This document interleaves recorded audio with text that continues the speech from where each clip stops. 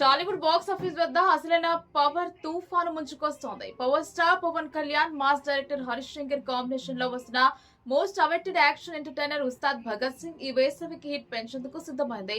ఇప్పటికే షూటింగ్ పూర్తి చేసుకున్న ఈ చిత్రం ఉగాది పండుగ కానుకగా మార్చి 19న థియేటర్లలో అడుగు పెట్టబోతుంది. గబ్బర్ సింగ్ తర్వాత ఈ కాంబో నుంచి వస్తున్న సినిమా కావడంతో అంచనాలు ఆకాశాన్ని తాకుతున్నాయి. గబ్బర్ సింగ్ తర్వాత ఈ కాంబో నుంచి వస్తున్న సినిమా కావడంతో అంచనాలు ఆకాశాన్ని తాకుతున్నాయి. తాజాగా ఈ చిత్రం సెన్సార్ కార్యక్రమాలను పూర్తి చేసుకుంది. బోర్డు సభ్యులు ఎక్కడా ఒక్క కట్ కూడా చెప్పకుండా సినిమాకు యుఏ సర్టిఫికెట్ ను జారీ చేశారు. సినిమా అవుట్పుట్ అదిరిపోయిందని చిత్ర బృందం ధీమా వ్యక్తం చేస్తుంది. ఇక ప్రేక్షకుల ఉత్కంఠకు తెరదించుతూ మూవీ రన్ టైమ్ ను 2 గంటల 34 నిమిషాలుగా ఖరారు చేశారు.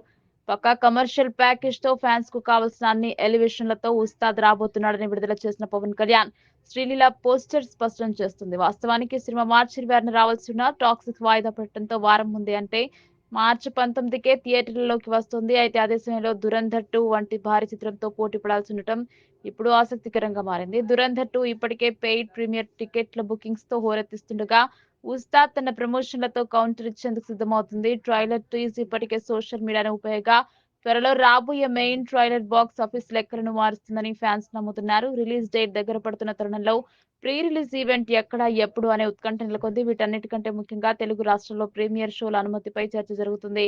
ఆంధ్రప్రదేశ్లో అనుమతులు లభించే అవకాశం ఉన్నా తెలంగాణలో ఉన్నత న్యాయస్థానం గతంలో ఇచ్చిన ఆదేశాల నేపథ్యంలో ప్రభుత్వం ఎలా స్పందిస్తుందనేది కీలకంగా మారింది. ఏదేమైనా థియేటర్లలో power star mannerisms Harish Shankar డైలాగులు తోడైతే బాక్సాఫీస్ వద్ద రికార్డుల వేట మొదలవడం